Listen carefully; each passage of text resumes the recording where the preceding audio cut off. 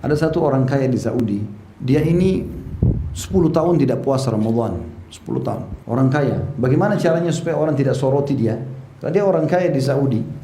Dia setiap kali mau tiba Ramadan, kayak kita begini akhir Syaban, dia ajak istri sama anak-anaknya berangkat ke Eropa, liburan. Supaya ada uzur, musafir. Dia pulang setelah Idul Fitri. Jadi nggak ada puasa.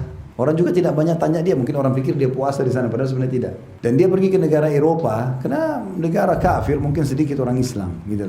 Setelah 10 tahun, Allah uji dia dengan penyakit. Ini kisah nyata. Allah uji dia dengan penyakit, kena sakit di perutnya, setiap datang kejang-kejang, kesakitan.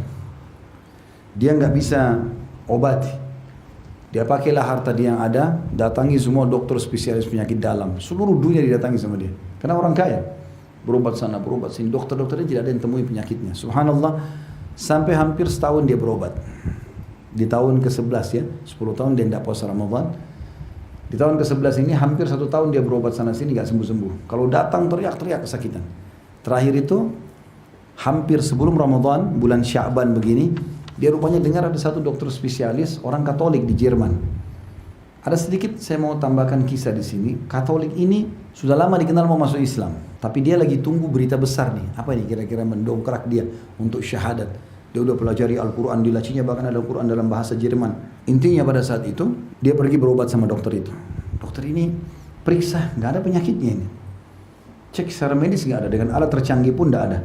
Lalu dokternya tanya, mana dokter-dokter yang pernah kau datangin sama resep-resep obatnya?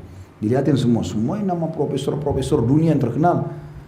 Teman-teman sejawatnya dokter ini tahu semua ini, dokter-dokter ahli di bidangnya. Obat-obat semua ya, obat-obat penyakit perut, vitamin, semuanya ada, dan itu yang termahal semuanya. Maka dokternya bilang begini, kamu agama apa? Dia bilang, saya Muslim. Kata orang itu, ini sebabnya dia taubat ya, dari dokter Katolik ini. Dokternya bilang, setahu saya kamu kan dalam agama Islam ada puasa Ramadan, puasa. Dia rupanya sudah pelajari Islam orang ini kan gitu. Dan itu puasa sebulan kan. Saya sarankan kamu tinggalkan semua resep-resep kamu ini. Sebentar lagi bulan puasa ini kau puasa. Dokter ini gak tahu kalau dia 10 tahun tidak pernah puasa ini. Karena dia sudah kepepet, semua dokter sudah angkat tangan. Dia tiba-tiba tersentuh, ya kenapa saya gak coba terapi puasa. Dia pulang, semenjak dia niat puasa dan taubat, penyakitnya hilang. Sebulan penuh gak pernah kambuh penyakitnya. Dan gara-gara itu dia bertobat. Setelah lebaran, dia lihat tidak ada lagi penyakitnya datang, dia pergi ke dokter itu, dia mengucapkan terima kasih. Dia bilang, dokter, Anda sudah menyadarkan saya kepada agama saya ucapkan terima kasih. Saya sebenarnya tidak pernah puasa selama 10 tahun. Setelah saya puasa ini saya sembuh. Dokternya keluarkan Quran terjemahan bahasa Jerman dari laci. Saya udah lama mau masuk Islam. Gara-gara ini saya masuk Islam. Syahadat gara-gara itu. Dari manfaatnya buat kesehatan besar. Makanya kita kalau habis Idul Fitri, biasa makan hari pertama Idul Fitri, makan baru 1 rumah, 2 rumah sudah kenyang. Padahal kalau mau dipikirkan kita sebulan puasa, gitu. Mungkin orang bisa tanda kutip makan banyak di sini, tapi nggak bisa. Seperti mobil, kalau habis diservis, gasnya sedikit saja sudah kencang ya, nggak ada suara. Tapi kalau lama nggak diservis, ya keluar asap hitam, suaranya ribut, segala macam. Nah seperti itulah. Ya.